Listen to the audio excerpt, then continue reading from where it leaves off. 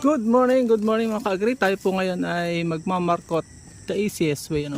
Ito yung traditional po mga ka-agri na pagmamarkot. Gumagamit ng plastic cover at tali para magpaugat. Kita nyo ang dami ng ugat.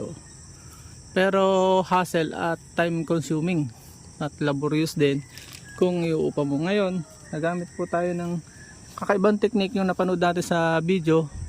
Pwede pong butasan natin, biyakan lang natin yan para sigo. Pero yung isa kong technique, binutasan ko tapos biniyakan ko din ng crosswise para magsigo doon. Yung mga qualified lang po dito, itong ganitong mahaba. Itong mga ganito, hindi pwede. Ito talaga yung usual na gagamitan mo ng yung traditional na paraan ng pagmamarkot. Ito, traditional din to. Itong brand na to. So ito dahil mahaba, ibebend ko lang, huwag mo puputulin ng diretso, ibebend mo lang, kaya ganito lang siya. Ito ay bumili ako ng intentionally, tapos humingi po ako yung mga nakatapo na tulong pa tayo sa pagbawas ng basura. Ayun, babaliin lang natin ganyan, tapos i-ready natin yung mixture natin. Ang mixture na ginagamit ko po is half yung tawag dito, half coco peat at half soil na organic na i-bend lang natin, babaliin natin yun, kailangan may bali, sakit yan, i-bend natin ng papaganon.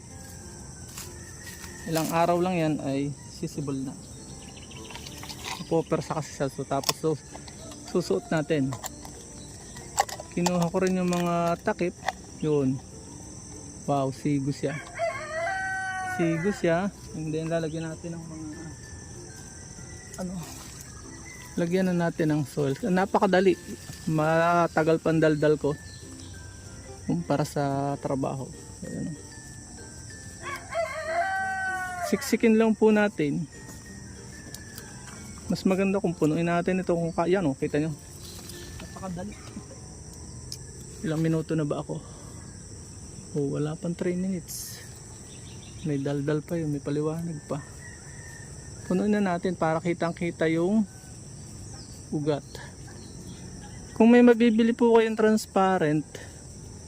transparent na lalagyan, maganda para kitang kita nyo yung punuin natin.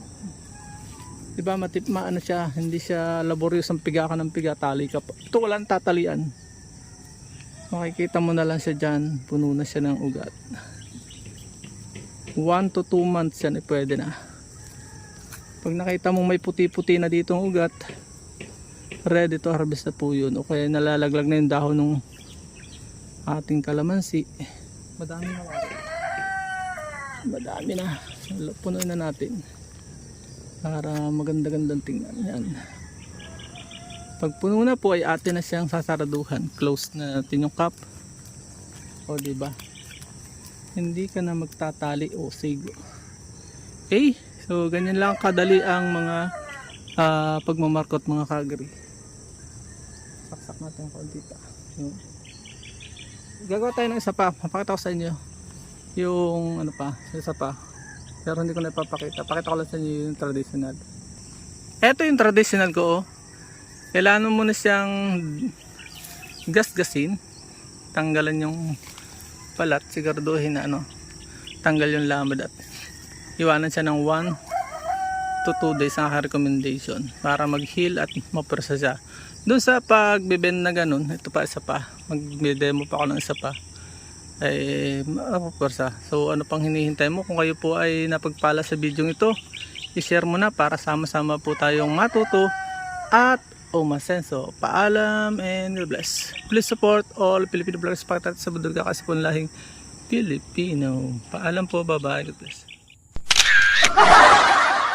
At dyan po nagtatapos ang munti natin vlog. Kung kayo po napagpala at mahilig kayo sa ganitong klase mga upload, please consider subscribing and hitting the bell icon so that you'll get notification sa mga upcoming namin videos. Magkita-kits po tayo sa susunod natin mga vlog. Paalam and God bless. Bye-bye po muna.